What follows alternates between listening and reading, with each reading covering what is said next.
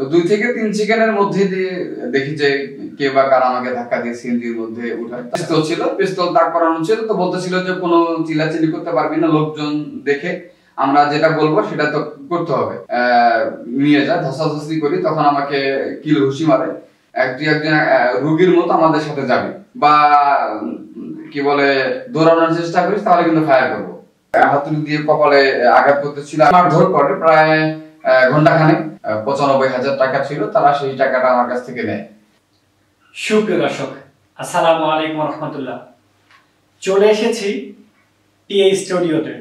আজকে আমরা একটি বাস্তব দেশের একটি বিভৎস ঘটনা শুনব, যেই ঘটনা আপনার শরীরের পশম পর্যন্ত দাঁড় করায় দিতে পারে, যেই ঘটনা আপনি দেখে আপনি সচেতন হতে পারেন।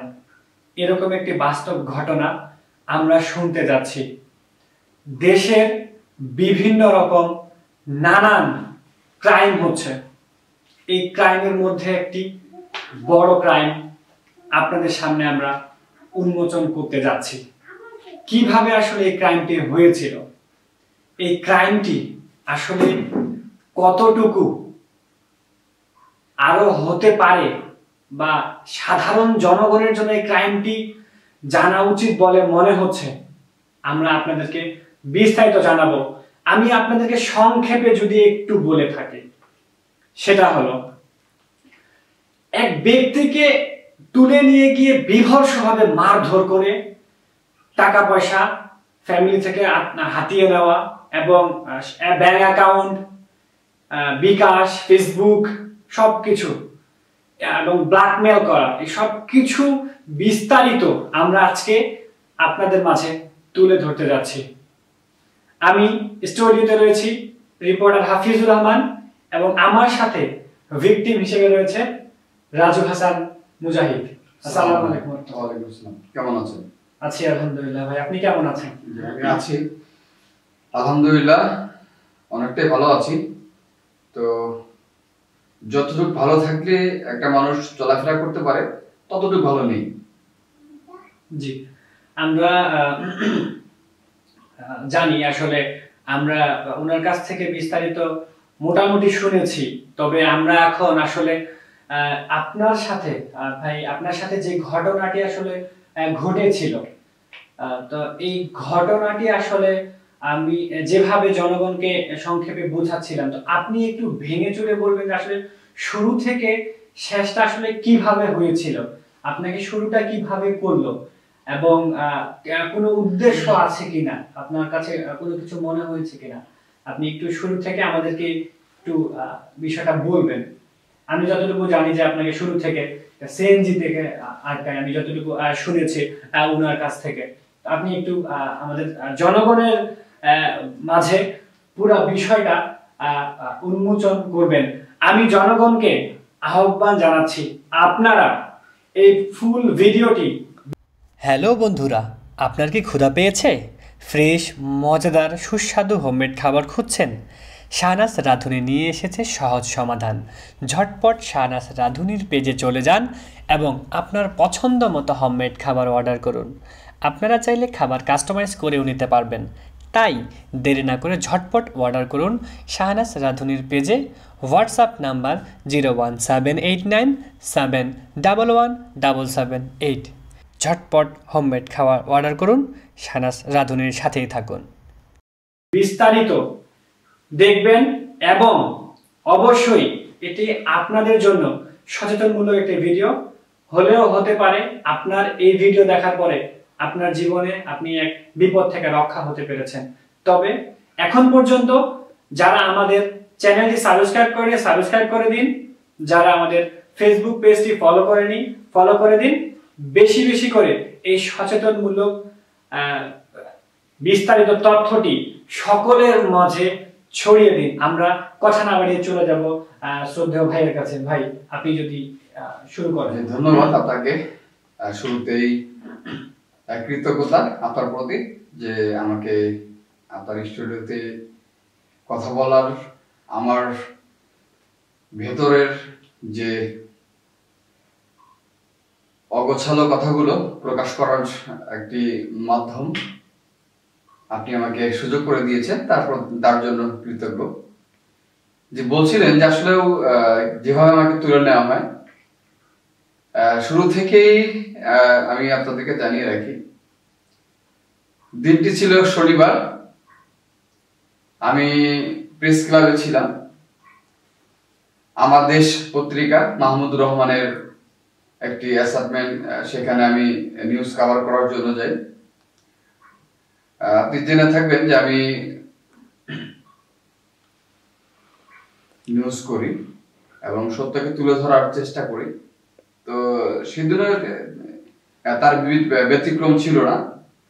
আমি সেই নিউজটি কভার করে প্রেস ক্লাব থেকে বের হয়ে আমি সচিবালয়ে যে মেট্রো রেল স্টেশন রয়েছে, আমি সেই স্টেশন ক্রস করে পল্টনের দিকে যাচ্ছিলাম, বায়তুল মোকাররমের দিকে।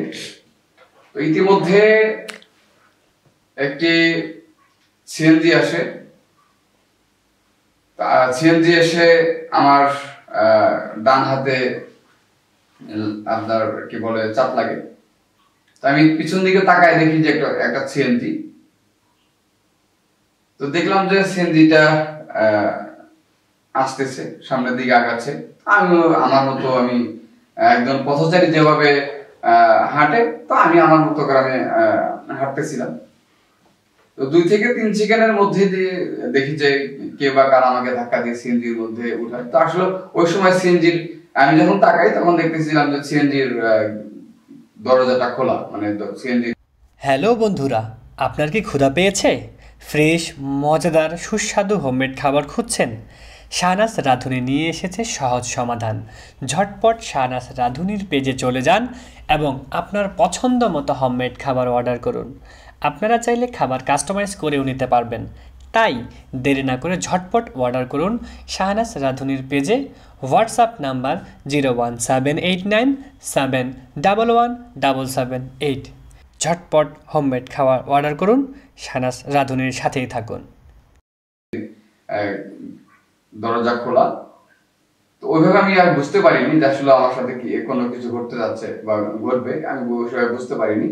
তো 2 থেকে 3 সেকেন্ডের মধ্যে আমাকে কে বা কারা ধাক্কা দিয়ে সিএনজির ভিতরে ঢুকানো হয়। চোখের পলকে, চোখের পলকে, মানে আচমকা যেহেতু আমার ধাক্কা দেয়, তো আমি সেটাকে কন্ট্রোল করতে পারিনি। কন্ট্রোল না করার কারণে আমি সিএনজির ভিতরে ঢুকে যাই।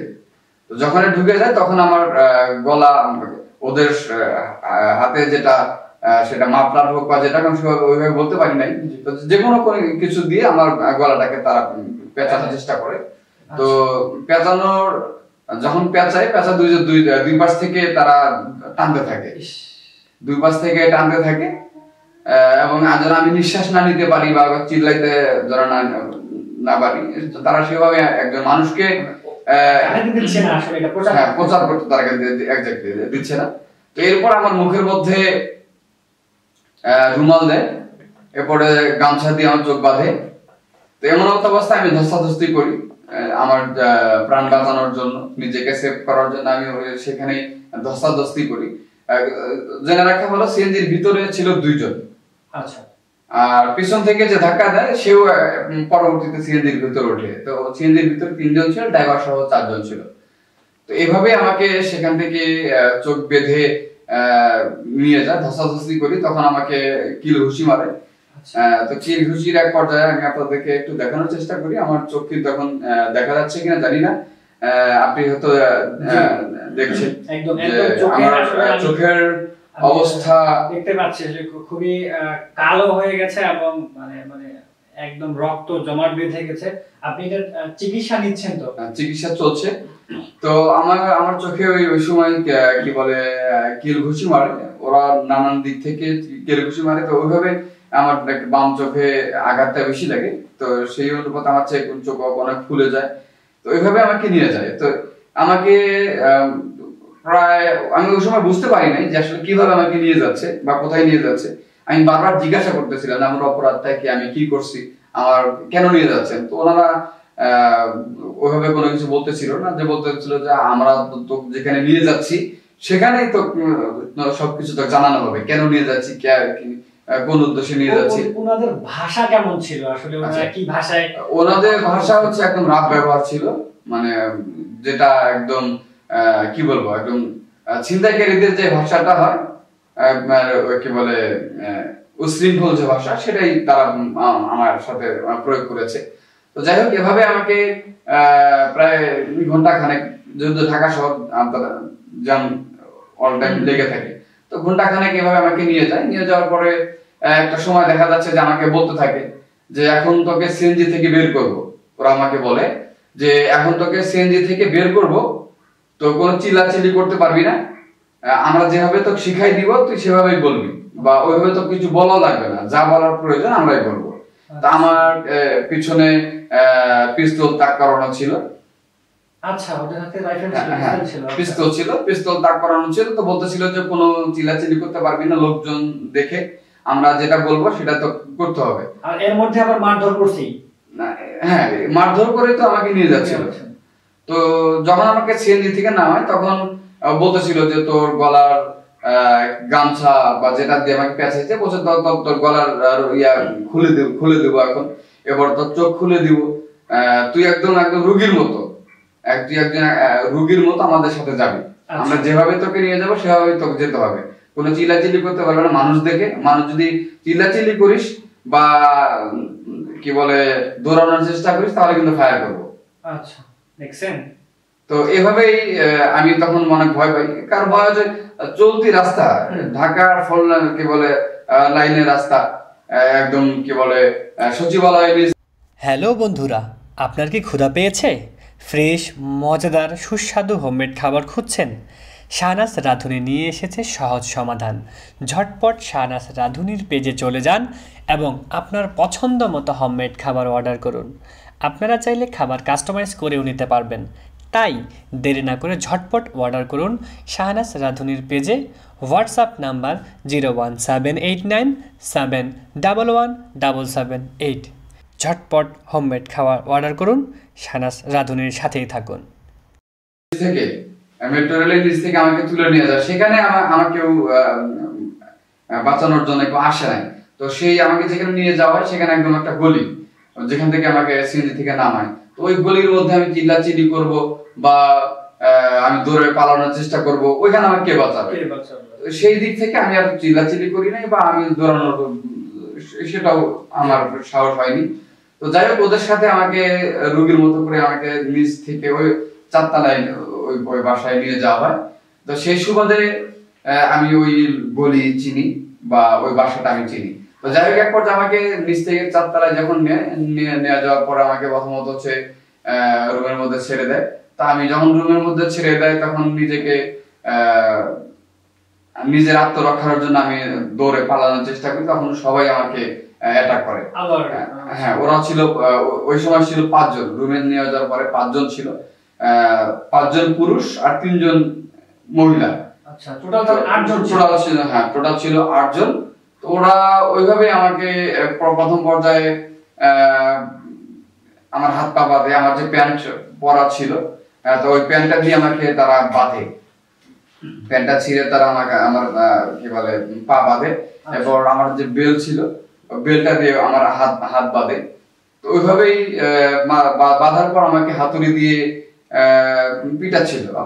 আপনি দেখতে পাচ্ছেন কিনা জানি না, হাতুড়ি দিয়ে কপালে আঘাত করতেছিল। আমি নড়তেছিলাম, নিজেকে সেভ করার চেষ্টা করতেছিলাম। তো হাতুড়ির আঘাতটা কি বলে চোখের দিকে মানে এইদিকে লাগে। এমনিতে যখন আপনারা দেখেন আসলে এখন পর্যন্ত ওই যে সেই ফুলে যাওয়া স্পষ্ট এখন পর্যন্ত দাগ, এখানে কত বড় ফুলে গেছে। আমরা মানে আমি তো সরাসরি দেখতেছি এবং স্পষ্ট, আপনারা ক্যামেরায় জানি না কতটুকু দেখতে পাচ্ছেন, আসলে ক্যামেরায় কতটুকু দেখতে পাচ্ছেন যে ফুলে যাওয়া, তবে অনেক বড় ফুলে গেছে। আসলে নামাজ পড়তে গেলে সিজদা যেখানে দিতে হয় সেই সিজদা জায়গাটাই আসলে একদম এই ক্ষত অবস্থা। জি। তো আমাকে প্রথমে মোটামুটি মারধর করে প্রায় ঘন্টাখানেক মারধর করার পরে আমি একটা সময় মানে আমার যে শরীরে যে শক্তি ছিল সেই শক্তি যখন শেষ হয়ে যায়, এর মধ্যে হচ্ছে আমাকে মানে শক্তি শেষ হওয়ার পরে যখন আমি আর আমার হাত পা নড়াইতে পারতেছিলাম না, তো ওই টাইমে আমার কাছে প্রায় টাকা ছিল 95,000 টাকা ছিল। তারা সেই টাকাটা আমার কাছ থেকে নেয়, ক্যাশ ছিল। তো সেই ক্যাশ টাকাটা আমার কাছ থেকে নেয়। এরপরে আমাকে বলতে থাকে যে তোর ফোনটা আমাকে দে, আমাদেরকে দে। তো ওই সময় কোনো আমার উপায় ছিল না, আমি ফোনটা তাদেরকে দিয়ে দিই। তো যখন ফোনটা দিয়ে দিই, দিয়ে দেওয়ার পরে তারা ফোনের পুরো অ্যাক্সেস নিয়ে নেয়, বিশেষ করে ফোনের পেপান, বিকাশের পাসওয়ার্ড, নগদের পাসওয়ার্ড, এরপরে তার যেহেতু আমি ঢাকায় থাকি, আমি বিজনেস করি, আমার ব্যাংক অ্যাকাউন্ট তারা সবকিছু আমার কাছ থেকে নিয়ে নেয়। তো নিয়ে নেওয়ার পরে এরপরে তারা আমাকে আবার মারতে থাকে, আঘাত করতে থাকে, আর বলতে থাকে যে তুই, এর মধ্যে ওরা আমার ফোন চেক করে, আমার ফোনের গ্যালারিতে ঢুকে দেখে যে আমার তাঁতবাড়ি, যেহেতু আমার একটা বিজনেস আছে, তো তাঁতবাড়িতে তারা ঢোকে, তাঁতবাড়ির আমার ঢাকার অফিস দেখে, এরপর আমার কারখানা দেখে, এরপর হচ্ছে আমার মেসেজ চেক করে যে মানে এই তাঁতবাড়ির যে ছবিগুলা বা ভিডিওগুলা, এই ভিডিওগুলা দেখার পর ওরা আমার মেসেজ চেক করে যে আসলে এই মেসেজে তো লেনদেনের বা মেসেজ আসে যে কত টাকা কি বলে লেনদেন হচ্ছে, সেই মেসেজ গুলো তো আসে। তো তারা মেসেজ গুলা দেখার পরে দেখা যায় যেহেতু বিজনেস করি মোটামুটি কি একটা লেনদেন হয়। তো সেটা দেখার পরে ওরা কিন্তু আমার উপর আরো খেপে যায়। তো খেপে যাওয়ার পরে এরপরে যেহেতু আমি গান করি, আমার গানের চ্যানেল আছে পুরা, যেহেতু মোবাইলটা ওদের কাছে আমি দিয়ে দিছি, তো আমার প্রত্যেকটা ওরা ইউটিউব চ্যানেল ঢুকে দেখে আমার গানের চ্যানেল আছে। এরপরে যেহেতু আমি নিউজ করি, আমার নিউজ চ্যানেল আছে। তো সব মিলেই বলতেছিল যে তুই বেটা, গালি দিয়ে বলতেছিল যে তুই বেটা তো কোটি টাকার মাল। আচ্ছা, মানে এটা বলতেছিল, ওরা বলতেছিল যে মানে এটাই বলতেছিল যে তুই বেটা কোটি টাকার মাল। হ্যাঁ, তো এভাবে বলতেছিল যে তোর বিজনেস আছে, তুই বিজনেস করিস, এরপরে হচ্ছে তোর তুই গান করিস, এরপরে তোর নিউজ চ্যানেল আছে, তো তুই তো বেটা কোটি টাকার মাল, তোকে এভাবে ছেড়ে দেওয়া যায় না। তুই এক কাজ কর, তুই সবাইকে তুই ফোন লাগা, তোর কাছে কত টাকা আছে সবগুলা এভাবে দে। আমার এর মধ্যে যেই ক্যাশ 95,000 টাকা ছিল, এটা তারা অলরেডি নিয়ে নিয়েছে। অলরেডি 95,000 টাকা নিয়ে নিয়েছে। এরপর হচ্ছে আমার বিকাশের টাকা ছিল, নগদের টাকা ছিল, রকেটের টাকা ছিল, ডাচ বাংলা অ্যাকাউন্টের টাকা ছিল, ওরা সবকিছু নিয়ে নেয়। এরপরে হচ্ছে যে মারধর করার পরে ওরা বলতে থাকে যে যেটা আপনাকে বললাম, ওরা এভাবে বলার পরে বলতেছিল যে তুই এখন বলবি যে ফোন দিয়ে, অর্থাৎ আমার ফোন লিস্টে যাদের নাম্বার ছিল সবাইকে তারা ফোন দিতে থাকে, এবং আমাকে শিখারে পিস্তল তাক করে যে তুই এখন বলবি যে আমি ঢাকা কোন একটা হসপিটালে ভর্তি হয়ে আছি, এখানে মোটামুটি প্রায় 50,000 টাকার মতো একটা অ্যামাউন্ট দাঁড়াইছে। এই অ্যামাউন্টটা তাদেরকে পরিশোধ না করতে পারলে তারা আমাকে এখান থেকে রিলিজ দিচ্ছে না, ছাড়পত্র তারা দিচ্ছে না। তো এইভাবে আমাকে শিখাই দিত। তো বাধ্য হয়ে আমাকে সেই কথাগুলো বলতে হতো। তো আমি আমার ফ্রেন্ড সার্কেল যারা আছে, আমার সাংবাদিক বন্ধুরা যারা আছে, আমার আদার্স যারা আছে, সবাইকে আমি ফোন করে এই কথাগুলো বলতেছিলাম। আমার স্যার ম্যাডাম সবাইকে এই কথাগুলো বলতেছিলাম যে আমি হসপিটালে ভর্তি আছি, যেটা বললাম। এভাবেই মূলত তারা মোটামুটি কয়েকটা বিকাশে তারা টাকা নেয় এবং আমার। হ্যালো বন্ধুরা, আপনার কি ক্ষুধা পেয়েছে? ফ্রেশ, মজাদার, সুস্বাদু হোমমেড খাবার খুঁজছেন? শাহনাজ রাঁধুনি নিয়ে এসেছে সহজ সমাধান। ঝটপট শাহনাজ রাঁধুনির পেজে চলে যান এবং আপনার পছন্দ মতো হোমমেড খাবার অর্ডার করুন।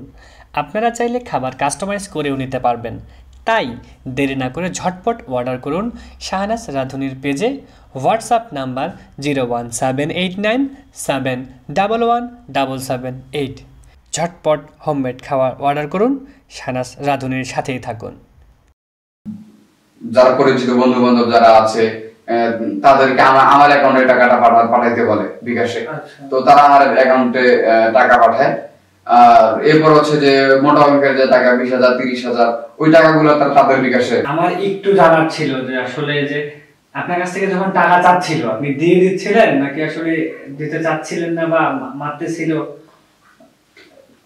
এই জায়গাটায় কি সাথে সাথে তাদেরকে টাকা দিয়ে দিচ্ছিলেন? না, আসলে সাথে সাথে টাকা দিয়ে দিচ্ছিলাম বিষয়টা এমন না, যেহেতু আমার এটা কষ্টের টাকা, আমার কষ্টে অর্জিত টাকা, এখানে কোনো হারাম টাকা ছিল না। তো সেই টাকাটা আসলে ওইভাবে দেওয়ার আমার ওইভাবে ছিল না। আমি নিজেকে সেফ রাখার জন্য যেন আমি টাকাটা না নেয় বা না দিতে হয়, এই জন্যে আমি নিজেকে একটু আড়াল করার চেষ্টা করতেছিলাম। তো যখনই বলতেছিল যে বিকাশের পাসওয়ার্ড দে, আমি দিচ্ছিলাম না। আমার তো ভিতরটা ফেটে যাচ্ছিল যে এটা আমার কষ্টের অর্জিত টাকা, আমি এভাবে তারা চাচ্ছে আর আমি দিয়ে দিচ্ছি। মানে যদিও আমাকে একটা সময় দিতে হয়েছে, কিন্তু প্রথম পর্যায়ে অনেক কষ্ট হয়েছে আমার। আপনাকে বলতেছি ভিতরটা অনেক মানে কি আপনাকে বুঝাতে পারতেছি না যে এমন পর্যায়ে একজন মানুষ গেলে নিজ ইচ্ছায় আপনি বিকাশ পিন আপনাকে দিতে হচ্ছে, আপনার ব্যাংক অ্যাকাউন্ট পিন আপনাকে দিতে হচ্ছে। তো এটা যারা ভুক্তভোগী তারাই একমাত্র জানে। আরেকটা জিনিস যে আপনি যখন ফোন চেক করতেছিল, আপনার যখন ফোন স্ক্রল করতেছিল, তখন কার কার নাম্বারে ফোন দেয় আপনার পরিচিত এরকম? আচ্ছা, এরকম পরিচিত হচ্ছে আমার মাদ্রাসার, যেহেতু আমি মাদ্রাসার স্টুডেন্ট, তো আমার মাদ্রাসার দুইজন স্যারকে ফোন দেয় এবং একজন ম্যাডামকে ফোন দেয়। তারা অলরেডি প্রায় 30 করে 60,000 টাকা দিয়ে দেয়। এরপর আমার ফ্রেন্ড সার্কেল আছে, তাদেরকেও ফোন দেয়। তাদেরকে ফোন দিয়েও সেম অবস্থা, টাকা চায়। তারাও দেখা যাচ্ছে যে 2,000 5,000 বা যার মতো যেভাবে পারে এভাবে টাকা দেওয়া হয়। এরপরে আমাকে আমার বাড়িতে ফোন দেওয়ার চেষ্টা করে। তা আমি যখন আমাকে ফোন দিত, ওরা যখন ফোনটা নেয় তখন আমাকে একটু সময় দিছে, ওরা যে তুই এখান থেকে ভাব, তোকে ধরে নিয়ে আসছি মূলত টাকার জন্য। তো তুই এখান থেকে চিন্তা ভাবনা করে যে কোথায় কোথায় ফোন দিলে তো টাকা দিবে বা তোকে টাকা তুই আনতে পারবি। তো ওই সময়টা শুধু আমাকে ওরা দিছিল।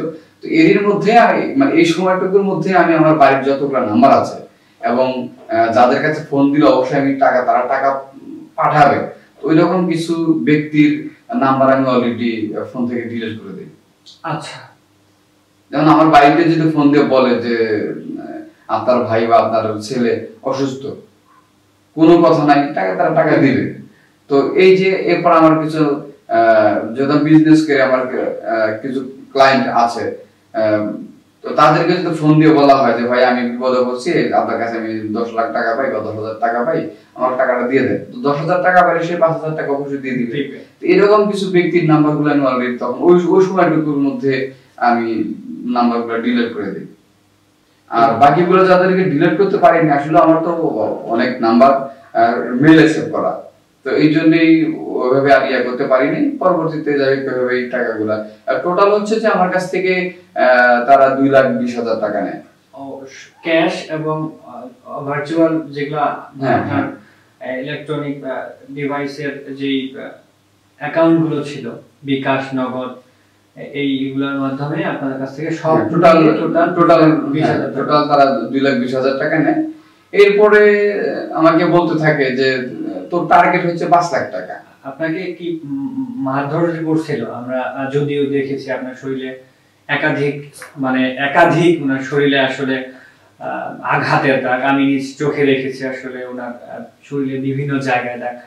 আপনার কি জামা কাপড় খুলে আসলে মারছিল নাকি মানে এমনি বসায় বা দাঁড়ায়, কিভাবে তারা তাদের প্রসেসটা কেমন, এবং তারা আসলে যে রুমটায় ছিল আসলে ওই রুমের মধ্যে কি শুধু কি ছিল আসলে, তাদের অস্ত্র বা আর জিনিসপত্র কি দেখেছিলেন?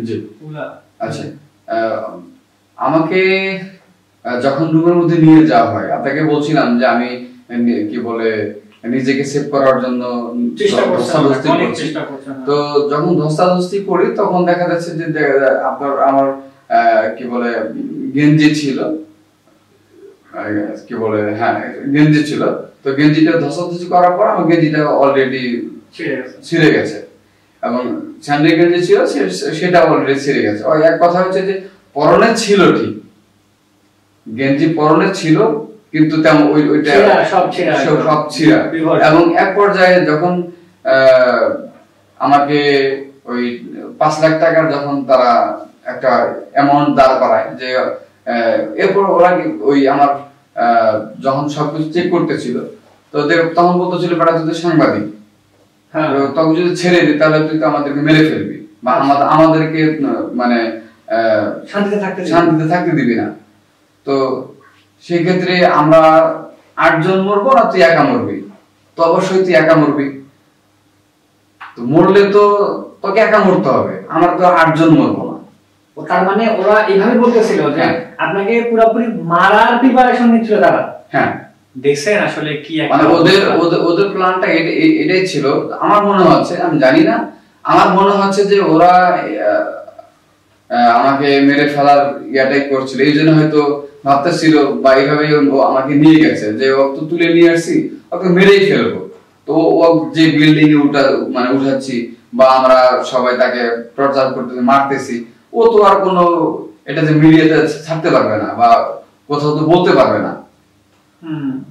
এই জন্য কিন্তু তারা মুখোশ পরে নাই বা আমাকে যখন টর্চার করছে প্রায় 4-5 ঘন্টা ওদের মুখের কোন মুখোশ ছিল না। মানে আপনি তাদেরকে দেখলে বলছেন যে চিনতে পারবেন? আমি একটা অবশ্যই চিনতে পারবো। আচ্ছা, তার মানে তারা কেউ আসলে ওইভাবে ছিল না, সবাই চোখে বুদ্ধি ছিল। তার মানে বোঝা যাচ্ছে যে আমাকে তুলে নিচে মেরে ফেলার, তার মানে সেটাই বোঝা যাচ্ছে। এবং তারা 8 জন ছিল এবং আপনি একা ছিলেন। যে এবার বলছিলেন যে রুমের মধ্যে আসলে কি কি ছিল।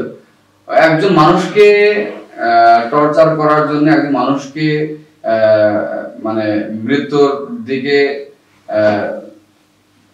ধাবিত করার জন্য যা যা প্রয়োজন, হাতুর, বাটাল, রড, এরপর হচ্ছে আপনার পিস্তল, এরপর হচ্ছে আপনার ওই যে মানুষকে যে শর্ট দেয় একটা শক মেশিন থাকে, হ্যাঁ সেগুলা, এরপরে হচ্ছে কাচের বোতল, মদ, হ্যাঁ আপনার লাঠি, একদম ওই লাঠিগুলো হচ্ছে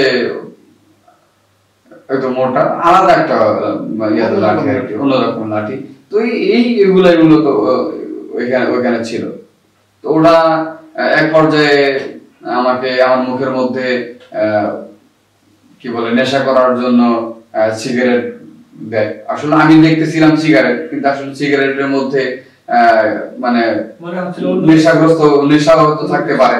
তো আমি দেখতেছিলাম সিগারেট, কিন্তু আমি খাচ্ছিলাম না, যেহেতু আমি এগুলোর মধ্যে অভ্যস্ত না।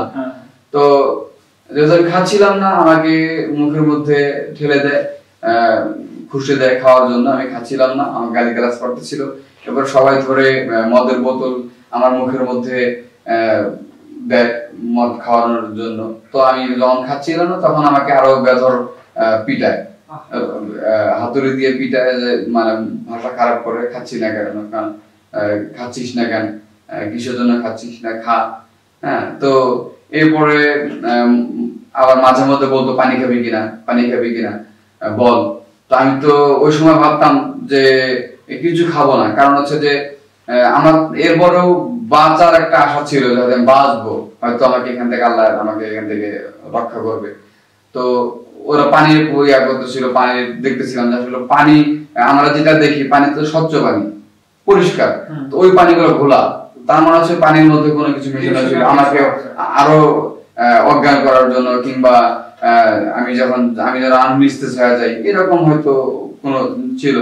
তো আমি খাচ্ছিলাম না। তো যখন আমি খাচ্ছিলাম না তখন আমার পা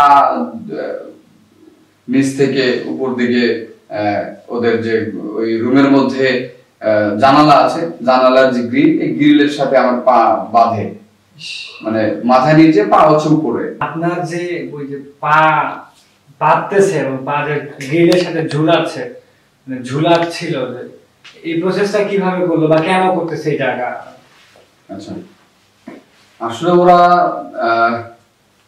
আমার কাছ থেকে যে প্রথম পর্যায়ে টাকাগুলো নিচ্ছে, বিকাশ টিকাশ নেওয়ার পরে ওরা আমাকে আমার মারতেছিল, বেধরে মারতেছিল আর বলতেছিল যে কিভাবে টাকা আনলে, কার কাছে ফোন দিলে, কেমনে কারে ফোন দিলে টাকা আসবে, ওইভাবেই মূলত মানে আমাকে মারতেছিল আর টাকা নেওয়ার একটা ফন্দি ওরা বের করতেছিল যে আরো হয়তো কি বলে মারলে পিটাইলে হয়তো বেশি টাকা আনবে, এইভাবেই মূলত মারতেছিল। যে এক পর্যায়ে ওই ওদের টর্চার সেল যেটা রুমটা ছিল, ওই রুমের গ্রিলের সাথে দরজা জানালা ছিল, ওই রুমের গ্রিলের সাথে দরজা জানালা যে গ্রিলের মধ্যে আমাকে পা উপর দিকে মাথা ইয়ে করে, মানে পা উপরে মাথা নিচে এভাবে আমাকে হাঁটুতে আমি যদি আপনাকে দেখাইতে পারতাম এদিকে আমি আপনাকে দেখাইছি, কিন্তু আমি এই মুহূর্তে দেখাইতে পারতেছি না।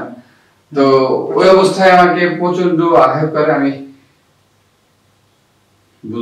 বুঝাইতে পারতেছি না আপনাকে যে কি পরিমাণ আমাকে আঘাত করছে। আমি মানুষ কি সময় আমার মানে মাথায় শুধু ঘুরতেছিল, আমি মানে চোখে মুখে অন্ধকার দেখতেছিলাম। আমি বলতেছিলাম যে ভাই আমাকে মাইরেন না, আপনাদের কত টাকা লাগে আমি টাকা দিচ্ছি আপনাদেরকে, আমাকে ছেড়ে দেন। কিন্তু ওদের কথা হচ্ছে যে তখন বলতেছে হয়তো ওরা শুধু বলতেছিল তুই টাকা নিয়ে আয়, তুই টাকা নিয়ে আয়, এই কথা ছেড়ে দিব। তা আমি সবাইকে ওইভাবে কাক থেকে কাক ফোন দিব মানে আমি বুঝতে পারতেছিলাম না। তো ওরা ওইভাবে মারতেছিল। তো এক পর্যায়ে দেখা যাচ্ছে যে আমাকে মারার পর আমার কাছ থেকে টাকা পয়সা নিয়ে চলে যায় আর একজনকে ওখানে রেখে দেয় যে ওকে বুঝা যে কারে ফোন দিলে টাকা আসবে, কিভাবে কথা বললে টাকা দিবে। তো এক পর্যায়ে দেখা যাচ্ছে যে আমার হাত পিছনে ওই সময়টা গ্রিল থেকে আমাকে তখন নিচে নামায়। আমার অবস্থা ভালো ছিল না, চোখ দিয়ে আমি ঝাপড়া দেখতেছিলাম, বলতেছিলাম যে আমার হয়তো চোখে এই যে আমি বাম চোখে দেখতে পাচ্ছি না, প্রচন্ড আমার ব্যথা হচ্ছে, আমাকে আর মাইরেন না। তো ওরা ওইভাবে তখন আমাকে গ্রিল থেকে নামায় আর কি, মানে জানালা যে গ্রিল ছিল তখন এখানে আমাকে নামানোর পরে ফ্লোরে আমাকে শোয়া রাখে। তো শোয়া রেখে ওরা তখন 7 জনই চলে যায় আর একজনকে ওরা 5 জন ছিল মহিলা, আমি তাকে আগে বলছিলাম, সরি 5 জন ছিল পুরুষ আর 3 জন ছিল মহিলা। তো ওরা ওই সময় 7 জনই চলে যায় আর একটা মহিলা মোটা করে, তো ওনাকে আমার পাশে রাখে। তো রাখার পরে এরই মধ্যে হচ্ছে যে ওই যখন টাকা দিচ্ছিলাম না বা ইয়াতে করতেছিলাম তখন বলতেছিল যে তুই যদি টাকা না দিস তাহলে তোর মেইলি হবে, তো ফাঁসাবো। হ্যাঁ, মেয়ে রিলেটেড ওইভাবে আমাকে ফাঁসাবে। ওরা আমাকে ভিডিও করতেছিল, বলতেছিল দুইটা মেয়ে আমার পাশে বসাইছে। ওরা আমার পরনে তখন আন্ডারওয়্যার পরা ছিল আর তো কোনো কিছু ছিল না, ওইভাবে তো ছিল না, আমার প্যান্ট ছিল ওরা। হ্যালো বন্ধুরা, আপনার কি ক্ষুধা পেয়েছে? ফ্রেশ, মজাদার, সুস্বাদু হোমমেড খাবার খুঁজছেন? শাহনাজ রাঁধুনি নিয়ে এসেছে সহজ সমাধান। ঝটপট শাহনাজ রাঁধুনির পেজে চলে যান এবং আপনার পছন্দ মতো হোমমেড খাবার অর্ডার করুন। আপনারা চাইলে খাবার কাস্টমাইজ করেও নিতে পারবেন, তাই দেরি না করে ঝটপট অর্ডার করুন শাহনাজ রাঁধুনির পেজে। WhatsApp number 01789711778। ঝটপট হোমমেড খাবার অর্ডার করুন, শাহনাজ রাঁধুনির সাথেই থাকুন। তো দুইটা মেয়ে পাশে বসা ভিডিও করতেছে, আমাকে ভয় দেখাচ্ছে, ভিডিও করতেছে, বলতেছে যে এই ভিডিওগুলো অনলাইনে ছেড়ে দিব, সব জায়গায় আমার বলতেছে তোর চ্যানেলে ছেড়ে দিব, তোর যে চ্যানেল, তোর চ্যানেলটা আমাদের কাছে এখন আছে, তো তোর চ্যানেলে আপলোড করে দেবো, টাকা নিয়ে আসবে। এইভাবে আমাকে বলতো ভয় ভীতি দেখাচ্ছিল, টাকাগুলো নিচ্ছিল। তো এক পর্যায়ে যখন ওরা ওই টাকা পয়সা নিয়ে নিচে চলে যায়, 2,20,000 টাকা ওরা নিয়ে চলে যায় আর ওকে বলে যে তুই বুঝা কেমনে টাকা আনলে, কাকে ফোন দিলে টাকা দিব। তো সর্বোপরি হচ্ছে যে তখন আমি হয়তো আমাকে আল্লাহ বাঁচাবে, তো ওই দিক থেকে হয়তো আমি পরে আমার পিছনে যেহেতু হাত এভাবে বাঁধা ছিল বেল দিয়ে, তা আমি ডান হাতটা আমি তখন ছাড়াই খুলতে সক্ষম হই। তো যখন আমি ডান হাতটা বের করি তখন আমি পট করে ওই যে ব্যক্তি ছিল আমি তার গলাটা চিপে ধরি। তো গলাটা চিপে ধরে আমি তাকে বলতেছিলাম যে আসলে তোরা তো আমাকে বাঁচতে দিবি না। আসলে আমাকে বাঁচতে দিত না, তো তোরা তো আমাকে বাঁচতে দিবি না, তোকে আমি বাঁচতে দিব না। তো দুনিয়াতে আমার বাঁচার ইচ্ছা নাই। আমি আসলে ওই সময় যেভাবে আমার পিটাইছে, হাতুড়ি দিয়ে একজনকে পিটালে যেভাবে জখম করছে আমার আসলে সর্বশেষ করে দেয়। এরপরেও আমি ভাবছিলাম যে আমার জীবন মানে এটা কি বলবো, মানে বাঁচা মরার একটা মৃত্যুর মুখ থেকে বাঁচা মরার একটা খেলা চলছিল আমার এখানে, যে আমি তো মরবই, তারপরেও একটা শেষ একটা খেলা আমি দেখি, মানে আমি শেষ যে একটা আমার শক্তি আমি সেইভাবে মানে প্রয়োগ করছি। তো ধরছি ওই ব্যক্তি যখন আমি গলা চিপে ধরি যে তোরা আমাকে মেরেই ফেলবি, তো আমি তো বাঁচতে দেবো, তো সাথে নিয়ে মারবি, আমিও তোদেরকে মারিয়ে যাবো। হ্যাঁ, তো ওই ব্যক্তিকে তখন আমি গলা চিপে ধরি, তখন আমাকে বলতেছিল ভাই আমাকে মাইরেন না, আমাকে মাইরেন না, তো মারবো না, তাহলে তুই আমাকে বাঁচা বা আমাকে এখানে বের করে দে। তখন বলতেছিল যে ভাই আমি এটাকে বাঁচাবো, আমাকে মাইরেন না, আমার একটা ছেলে আছে, আর উনি হচ্ছে একটা মহিলা।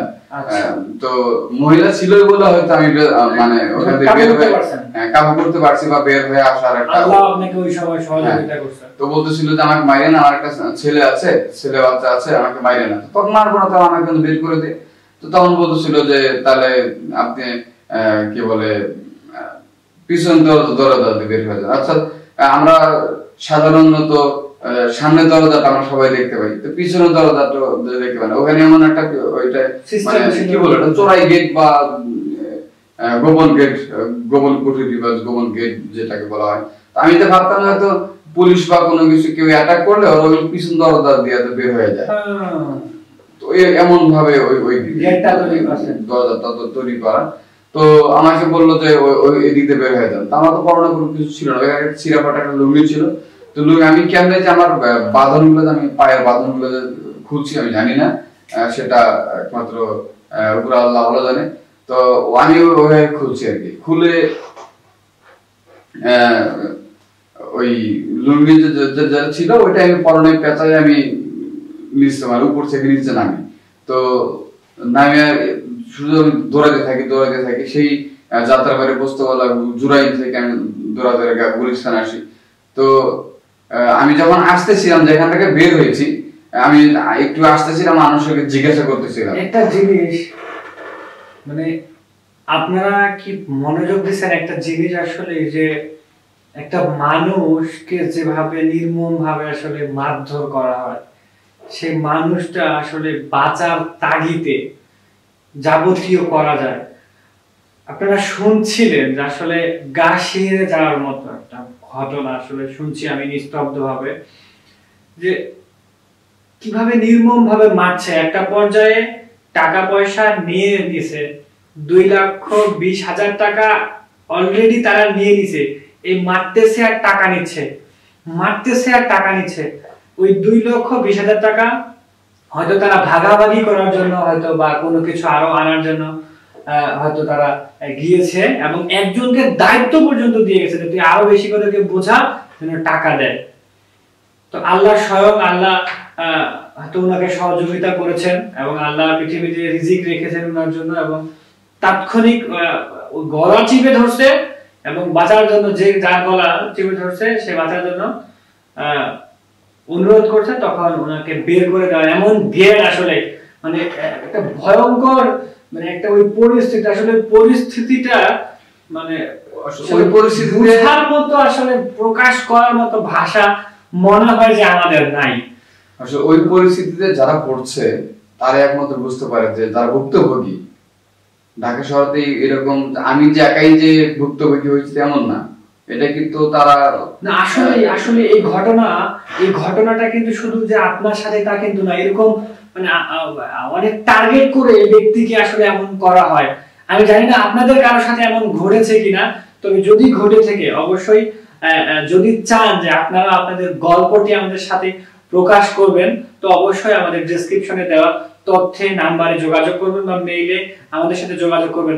একটা জিনিস একটু মনোযোগ দিবেন যে মানে যখন ওনাকে বের করে দেওয়ার চেষ্টা মানে বের হতে চায়, এমন দরজা আসলে যে দরজা আসলে ধারণাই করতে পারে না। এবং ওই রুমে যে এই যে টানা 4-5 ঘন্টার একটা ব্যাপার এই রুমের মধ্যে ছিল, তারপরেও এই যে একটা রুম যে ছিল ওখানে যে একটা দরজা যে ছিল ওই রুমের মধ্যে, সেই দরজাটা আসলে ওনার মানে মানে একদম যে আসলে গোপন দরজা যাকে বলে, আমরা সিনেমায় যেভাবে দেখি আসলে, যারা মুভিতে যেমনটা দেখি আসলে এইরকম একটা ব্যাপার।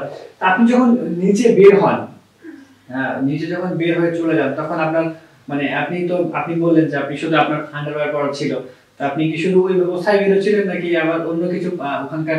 না, আমার ওই সময় ওই বললাম না যে একটা চিরাফাটা লুবি ছিল, ওটাকে আমি শুধু পেঁচায় শুধু নিচে নামছি। আচ্ছা, এই আর কি, তাছাড়া আমার কোনো তো ছিল না। মানে ওখান থেকে তো পরে আপনি বের হলেন এবং কিভাবে গেলেন? আচ্ছা, আমি ওখান থেকে বের হয়ে যখন আসতেছিলাম, আমার ভয় মানে ভিতরে ভয় ছিল যে আবার আমাকে ধরে কিনা, আমি এই জন্য দৌড়াচ্ছিলাম। আর ভাবতেছিলাম যে আমি যেখানে বের হয়েছি তার পরবর্তী আমাকে মুভ করতে হবে। আমি জায়গাটা আমার যেহেতু আমি এখানে বের হয়েছি, আমাকে তাদেরকে আইনি প্রক্রিয়া পরবর্তীতে যেন আমি ধরতে পারি, তো সবাইকে জিজ্ঞাসা করতেছিলাম যে আসলে কোথা থেকে বের হচ্ছি, এই জায়গাটার নাম কি। এইভাবে মূলত মানুষকে জিজ্ঞাসা করতাম, বলতেছিল যে এটা পোস্তগোলা বা এটা জুরাই বা এটা কি বলে, ওইটা আমাকে যেখানে নিয়ে গেছিল নাসির খানের বাড়ি, অভিনেতা যে নাসির খানের বাড়ির আশেপাশে আর কি। তো ওইভাবে মানুষকে জিজ্ঞাসা করতেছিলাম যে আসলে কোন নামে বললে বা কোথায় মানে একটা জায়গা যে ফোকাস করলে কোন নামটায় মানুষ ভালো জানে, বেশি জানে। তো আমি জিজ্ঞাসা করতেছিলাম যে আসলে এই জায়গাটা কি, মানে কোন নামটা বললে মানে ওই পরিস্থিতিতে। হ্যাঁ, তো এইভাবেই আমার ওই ইয়া ছিল। তো বলতেছিল যে এটা নাসির খানের বাড়ি। তো ওইখান থেকে আবার বের হয়ে যাওয়া পোস্তগোলা বা জুরাই, এরপর হচ্ছে আপনার হাজির মোড়, এভাবে ইয়া করে আপনি ওখান থেকে বেরিয়ে আমি দৌড়াইছি ওখান থেকে, ওইদিকে যখন মানে গুলিস্তানের দিকে দৌড়াইছি আর মানুষকে জিজ্ঞাসা করছি। কোন দোকানে যাই আমি মানে ঘাপটি মেরে বসে পড়ছি, কোন চায়ের হোটেলে বা মানে এরকম কোন দোকানে আমি শুধু ঘাপটি মেরে বসেছিলাম বা জিজ্ঞাসা করছি যে সেই যাত্রাবাড়ি বস্তুগুলো, ওইখান থেকে আমি দৌড়াই আপনার গুলিস্তানে আসা, এটা 4 ঠিকানা। আমি আসলে বলতে পারবো, আমি আপনাকে বুঝাইতে পারতেছি না কিভাবে দৌড়াই, আমি এত দৌড়াই আসছি সেটা আপনাকে আমি মানে বুঝাইতে পারতেছি না। তো যাই হোক, এইভাবে। হ্যালো বন্ধুরা, আপনার কি ক্ষুধা পেয়েছে? ফ্রেশ, মজাদার, সুস্বাদু হোমমেড খাবার খুঁজছেন? শাহনাজ রাঁধুনি নিয়ে এসেছে সহজ সমাধান। ঝটপট শাহনাজ রাঁধুনির পেজে চলে যান এবং আপনার পছন্দ মতো হোমমেড খাবার অর্ডার করুন। আপনারা চাইলে খাবার কাস্টমাইজ করেও নিতে পারবেন, তাই দেরি না করে ঝটপট অর্ডার করুন শাহনাজ রাঁধুনির পেজে। WhatsApp number 01789711778। ঝটপট হোমমেড খাবার অর্ডার করুন, শাহনাজ রাঁধুনির সাথেই থাকুন। মূলত আমি লোকেশন গুলা বের করছি বা আমি মনে রাখছি। তো এরপরে গুলিস্তান থেকে আমি ইয়াতে আসি, পল্টনে আসি। তো পল্টনে এক সাংবাদিকের বাসায় বা একটা ইয়াতে আসি। তো ওইখান থেকে আসার পরে ওনাকে সবকিছু খুলে বলি। খুলে বলার পরে আপনার আমাকে উনি সবকিছু শোনার পর একটা সিএনজি ভাড়া করে দেয়। সিএনজি ভাড়া করে দেওয়ার পর আমি ওনাকে আমাকে 500 টাকা ধরা দেয় হাতে। আমি তখন আমার বাসা যেহেতু মিরপুরে 11, তো আমাকে তখন ওইভাবে সিএনজি ভাড়া করে দেয়। আমি মিরপুর 11-তে আসি, আমাকে 500 টাকা দেয় প্রাথমিক পর্যায়ে যেন আমি কিছু ওষুধ নিই। এর মধ্যে আমি মনে হয় আপনার কাছ থেকে শুনছি আপনি হয়তো একটু ব্যথা, এখন পর্যন্ত যে আপনার শরীরের আঘাত, ক্ষত, এগুলো আসলে যদি ভুল না করি আপনি হয়তো আমাকে বলেছিলেন যে উনি এমনটাও বলেছে যে আসলে যখন ওখান থেকে বের হইছে মানে তো ওই পথ থেকে সেই পথে আসা মানে কত দূরের একটা পথ, এই পথের মাঝখানে উনি আপনি মনে হয় যে একজনের কাছে হয়তো টাকা চাইছিলেন। হ্যাঁ, হ্যাঁ সম্ভবত মিস্টেক হয়ে গেছে। হ্যাঁ আপনি তো আমি একজনের কাছে পথচারী ছিল, আমি তার কাছে বলছিলাম যে আমাকে 100 টাকা দেন, তো 100 টাকা দেয়, আমি সেই 100 টাকা দিয়ে আমি রিক্সা দিয়ে আবার পল্টনে আসি আর কি, ওই গুলিস্তান থেকে, গুলিস্তানের ওই মাথা থেকে, অর্থাৎ এটাকে যে পাতাল মার্কেট যেটা বলে, তো ওই দিক থেকে আমি পল্টনের দিকে আসি, অর্থাৎ বিএনপির যে অফিসটা আছে পার্টি অফিস, এদিকে 100 টাকা দিয়ে এদিকে আসি। তো ওইখান থেকে আসার পরে ওনার কাছে যেটা আমি আপনাকে বললাম যে জামাত অফিসে গেছি, রাজনীতি হয়ে যাচ্ছে। তো আপনি এইটা বলেন যে আপনি রিক্সা থেকে নিলেন, আপনার রিক্সা যাচ্ছে না, আমি এত দূরে এসে আমি বুঝাচ্ছি, আমার ভাষা বোঝানোর চেষ্টা করছি, আমি জখম শরীর, আমার এগুলা দিয়ে রক্তর মতো পড়তেছে, রিক্সা আচ্ছা মানে ওই যে আপনি মনে হয় আপনি বলেছিলেন, আমার মনে পড়ে যে আপনি ওখান থেকে আসার পরে গুলিস্তানের এইদিকে যখন দৌড়ে দৌড়ে আসেন, আপনি মনে হয় যে কারো কাছ থেকে কোনো সহযোগিতা চাওয়ার চেষ্টা করেননি, বা কেউ যদি আপনাকে সহযোগিতা করে? আমি সহযোগিতা বলতে, যেহেতু আমার কাছে কোনো কিছু ছিল না, আমার কাছে কোনো টাকা পয়সা ছিল না, কোনো মানি ব্যাগ ছিল না, এক কথায় আমি নিঃস্ব যাকে বলে। তো আমি ওইভাবে তো দৌড়াই আসছি, আমি আর দৌড়াইতে পারতেছিলাম না, আমার অবস্থা একদমই না, মানে আমি আমার শরীর মানে এদিকে ব্লাড বের হচ্ছিল, এরপরে শরীর আস্তে আস্তে মানে ঝিমুনি ধরতেছিল, আমি হাত দৌড়াইতে পারতেছিলাম না। তো শেষ পর্যায়ে আমি একজনের কাছে 100 টাকা চাই যে ভাই আমাকে 100 টাকা দেন, আমি এই বিপদে পড়ছি। তো উনি আমার অবস্থা দেখে আমাকে 100 টাকা দেয়। তো সেখান থেকে আমি গুলিস্তান থেকে পল্টনের দিকে আসি। তো পল্টনের দিকে আসি, পল্টনে আসার পরে 100 টাকা শেষ হয়ে যায়। এরপরে ওইখান থেকে আরেকটা ব্যক্তির কাছে আমি তার কাছে 50 টাকা চাই যে আমি এখান থেকে কি বলে আমি আরেক জায়গায় মুভ করবো, তো তার জন্য আমি তার কাছে 50 টাকা চাই। তো আমাকে সে 50 টাকা দেয়। আমার কাছে 50 টাকা ওই সময় আমার মনে হচ্ছিল 50 টাকা মানে অনেক টাকা। তো ওইখান থেকে 50 টাকা নেওয়ার পরে আমি আবার ওই আমার বড় ভাই যে আছে তার বাসার দিকে, আসলে আমি কোথায় যাব বুঝতে পারতেছি না ওই সময়ের মধ্যে। তো আমি তখন ওই রিক্সাওয়ালা বলতেছিলাম যে ভাই আমার কাছে, আমি একজনের কাছ থেকে 50 টাকা নিচ্ছি, মানে এক কথা যে ভিক্ষা করে। আমি ওনাকে এভাবে বলছি যে ভাই আমার কাছে কোনো টাকা পয়সা নাই, আমি একজনের কাছে 50 টাকা নিচ্ছি, এই 50 টাকা দিয়ে আমি আপনাকে 30 টাকা দিব, আপনি কি যাবেন? তো রিক্সাওয়ালা বলছিল যে আমি যাবো না।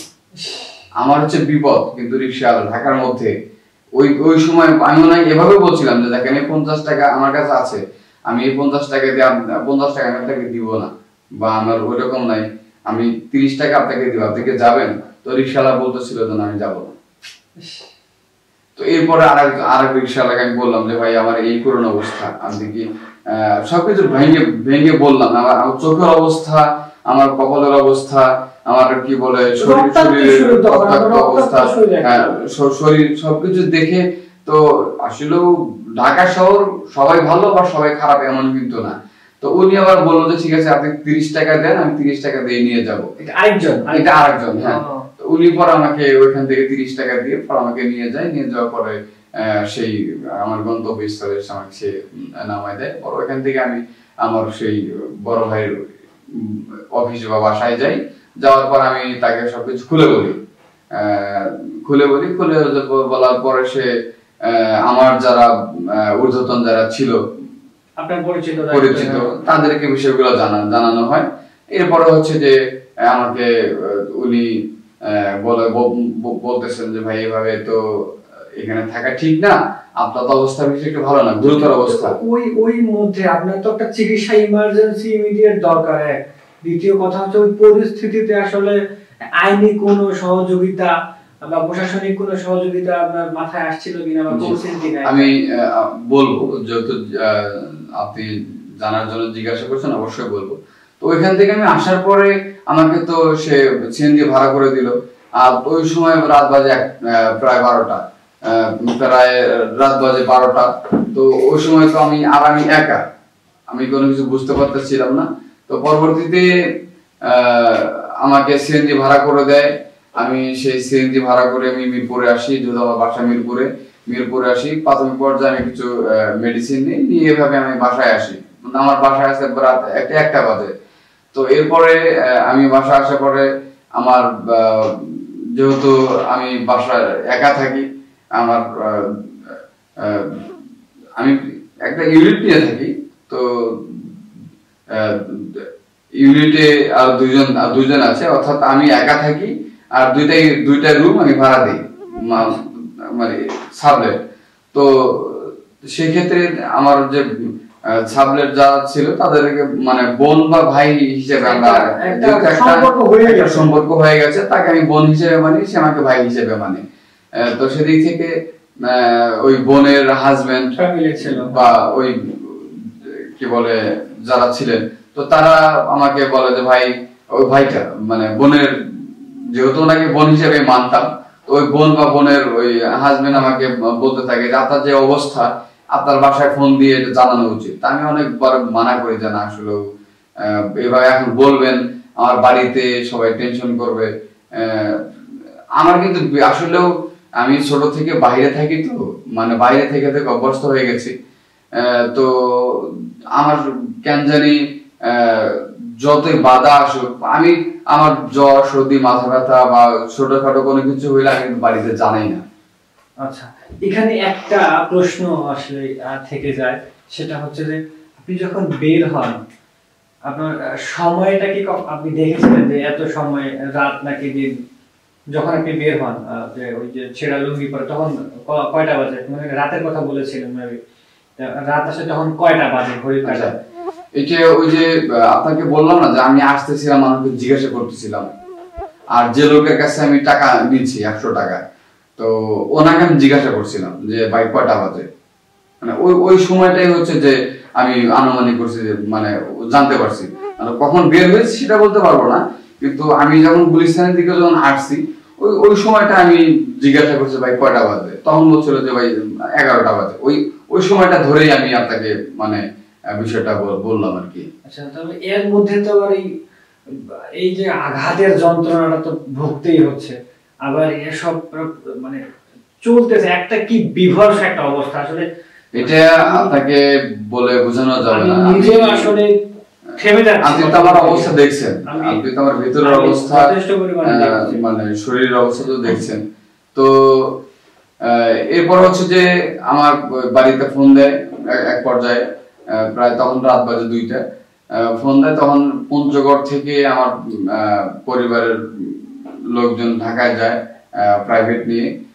তখন আমি ওইভাবেই সারাদিন বা ছিলাম, যেভাবে সময়গুলো গেছে আর কি। তারপর আর তখন আমার পরিবার থেকে লোকজন কখন গেছে সেটা আমি জানি না। সারাদিন কিভাবে ছিলাম, হয়তো ঘুমাইছিলাম বা কি বলে সেন্সলেস ছিলাম, ওটা আমি বলতে পারবো না। তো তারপরে যখন ওনারা গেছেন, সেই পঞ্চগড় থেকে ঢাকায় গেছে, সম্ভবত আমার যতটুকু মনে পড়ে, বাসা থেকে আমাকে এর মধ্যে বড় ভাইরা বা যারা আছেন তারা বলতেছিল ইউনিভার্সিটিতে ভর্তি হওয়ার জন্য। তো আমি ইউনিভার্সিটিতে ভর্তি হব, আমার ওই সময় কেউ ছিল না, আমার বাড়ি থেকে লোকজন গেছে।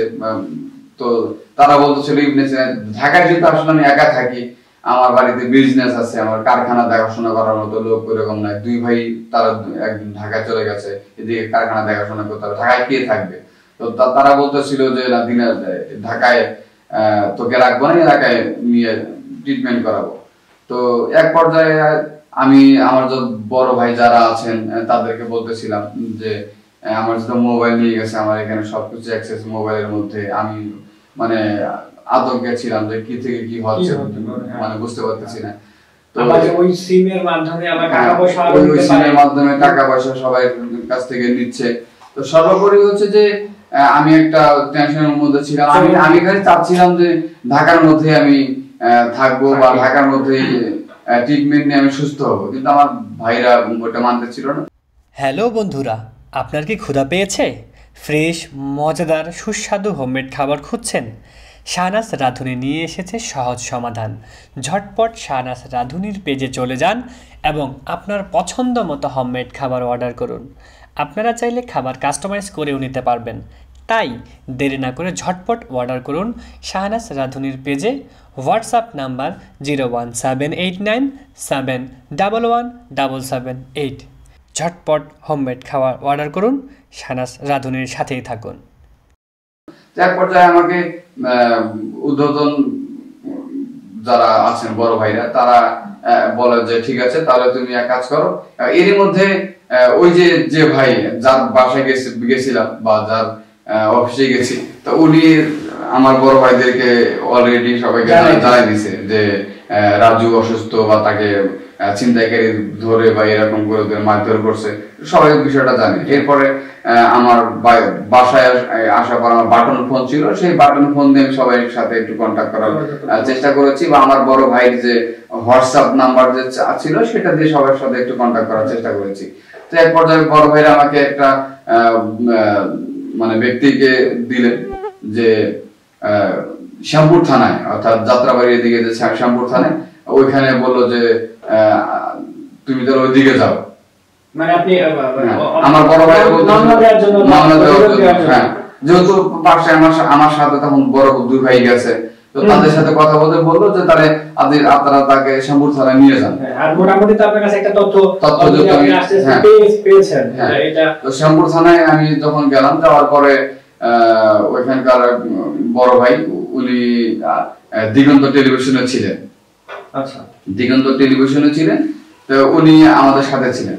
তো সর্বোপরি ওনাকে নিয়েই মূলত থানা থেকে পুলিশ নিয়ে আমাকে নিয়ে যাওয়া হয়, যেখানে আমাকে টর্চার করা হয়েছে। আমি সেখানে যাই, যাওয়ার পরে পুলিশ তাদেরকে বলা হয়, ওই বাসার যে কেয়ারটেকার ছিল তাকে বলেন যে 2 মিনিটের মধ্যে আপনারা এই বাসার যতগুলা ভাড়াটিয়া আছে প্রত্যেকটা ভাড়াটিয়ার এনআইডি কার্ড ফটোকপি ওনাকে দেন। তো ওই ভাড়াটিয়া সবার এনআইডি কার্ড আপনার কি বলে ওই ভোটার আইডি কার্ডের ছবি কেয়ারটেকার পুলিশকে দেন। তো যেহেতু আমাকে 4 তলায় নেওয়া হয়েছে, টর্চার করা হয়েছে, তো সেক্ষেত্রে 4 তলাটা আমাকে মানে আপনি হচ্ছে আপনার সেই বড় ভাইকে নিয়ে থানায় গেছেন। হ্যাঁ, থানায় গিয়ে অভিযোগ দিয়েছেন। থানায় গিয়ে মৌখিক আমার কাছ থেকে শুনতে ঘটনাটা কি হয়েছে, আমি যতটুকু বলার চেষ্টা করেছি বা যতটুকু আমার ইয়াতে ছিল সেটা আমি বলার চেষ্টা করেছি। তো সেই অনুপাতে তারা আমাকে ওইখানে নিয়ে গেছে। আমি যেহেতু বলছি যে আমাকে ওই যাত্রাবাড়ি এদিকে নিয়ে গেলে বা নাসির খানের বাড়ি পর্যন্ত নিয়ে গেলে আমি হয়তো ওই গলিগুলা বা যে বাসায় নিয়ে গেছে আমি দেখাই দিতে পারবো, ওইভাবেই মূলত পুলিশ হ্যাঁ আমাকে নিয়ে গেছে। তো এরপর হচ্ছে আমি যখন পুলিশ বললো যে 2 মিনিটের মধ্যে সবকিছু, আসলে ওইখানে আমাকে যে আসলে ব্যথা, এই যে মাইনের যে ব্যথা তো আমি ব্যথায় কাতরাচ্ছি। আমার ওই সময় মনে হচ্ছিল যে আমাকে ট্রিটমেন্টটা বেশি দরকার ছিল, কিন্তু আমার মনে হচ্ছিল যে ফোনটা যেহেতু আমার নিয়ে নিছে, ফোনের মধ্যে আমার সবকিছু বিজনেস, এরপরে হচ্ছে আমার ব্যাংক অ্যাকাউন্ট, একটা সবকিছু তো আমার একটা সিমে, মানে আমার জীবনটাই মনে হচ্ছিল যে একটা সিস্টেম যেটা আমি এই পুরো জীবনে তৈরি করেছি, সিস্টেমটাই তারা আসলে আমাকে নিয়ে নিছে। তো এইজন্যই আমি ইয়াতে ছিলাম। তো যাই হোক, 2 মিনিটের মধ্যে ওরা সবকিছু যত পুলিশ দিতে বলে ওরা নামায়।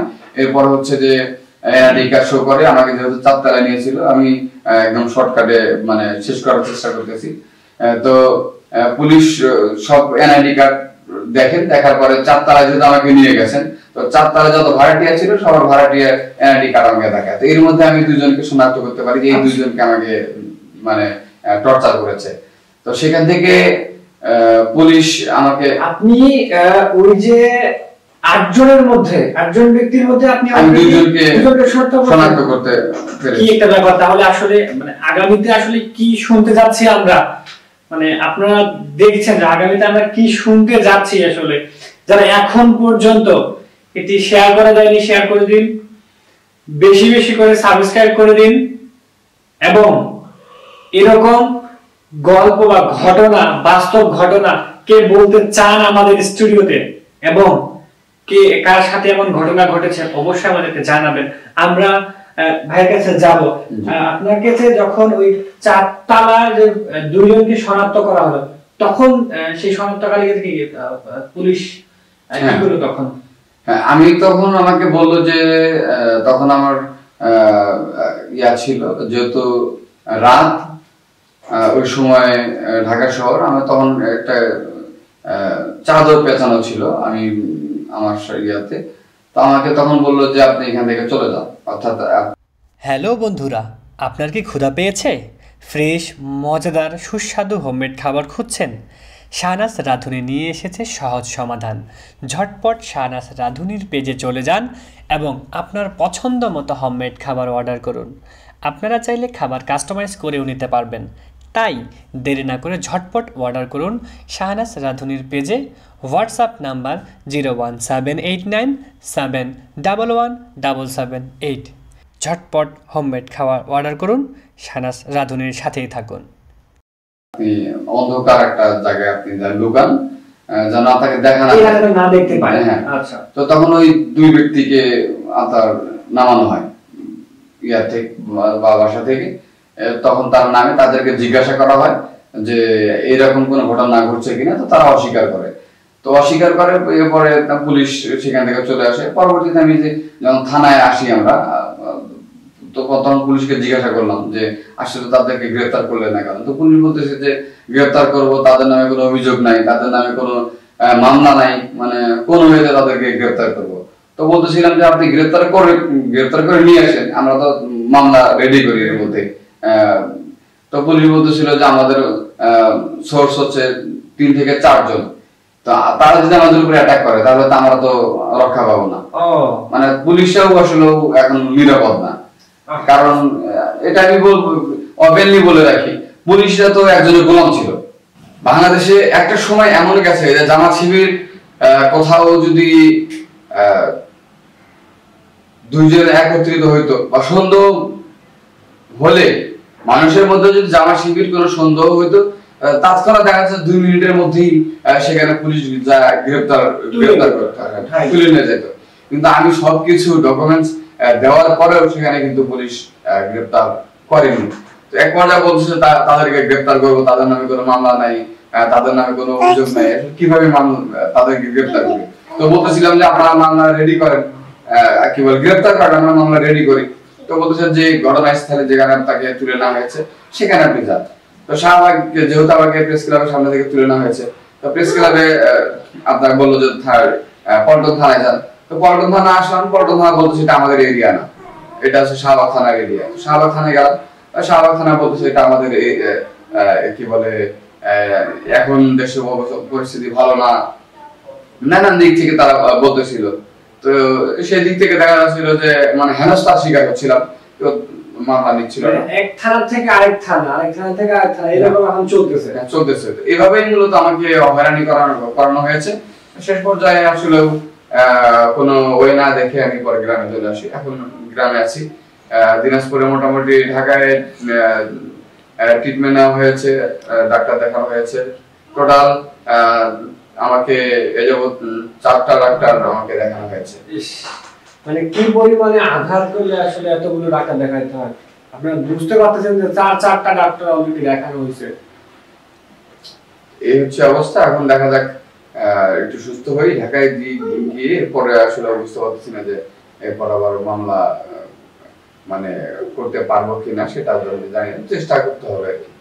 আপনি মানে এটা হচ্ছে আরো অনেক বড় ঘটনা ছিল, আমি আপনাকে একদম সংক্ষেপে আপনাকে আমি বিষয়টা বললাম আর কি। আপনার হচ্ছে যে এর পরবর্তীতে আসলে স্টেপ কি নিতে চাচ্ছেন, বা আসলে আদৌ সুবিচার চান কি এটাকে ছেড়ে দিতে চান? এখানে অবশ্যই সুবিচার চাই।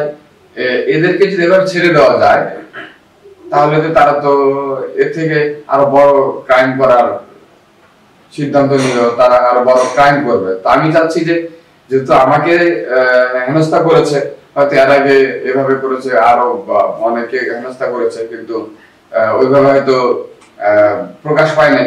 আমি যেহেতু ওইখান থেকে বের হয়ে আসছি, প্রকাশ যেহেতু পেয়েছে, তো সেদিক থেকে আমি চাচ্ছি যে এটা আইনি প্রক্রিয়ার মধ্যে সুবিচার হোক, তাদেরকে গ্রেফতার করা হোক, আমি যেন ন্যায় বিচার পাই।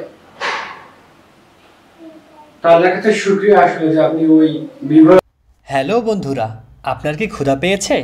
ফ্রেশ, মজাদার, সুস্বাদু হোমমেড খাবার খুঁজছেন? শাহনাজ রাঁধুনি নিয়ে এসেছে সহজ সমাধান। ঝটপট শাহনাজ রাঁধুনির পেজে চলে যান এবং আপনার পছন্দ মতো হোমমেড খাবার অর্ডার করুন। আপনারা চাইলে খাবার কাস্টমাইজ করেও নিতে পারবেন, তাই দেরি না করে ঝটপট অর্ডার করুন শাহনাজ রাঁধুনির পেজে। WhatsApp number 01789711778। ঝটপট হোমমেড খাবার অর্ডার করুন, শাহনাজ রাঁধুনির সাথেই থাকুন। স্থান থেকে, জায়গা থেকে আপনি আসলে বেরিয়ে আসতে পারছেন, কত বড় একটা গায়ে পশম দাঁড়িয়ে যাওয়ার মতো একটা ঘটনা। আমাকে শুধু আমি মানে কিভাবে যে মারধর ওই সময় করেছে আমি বলে বুঝাইতে পারবো না।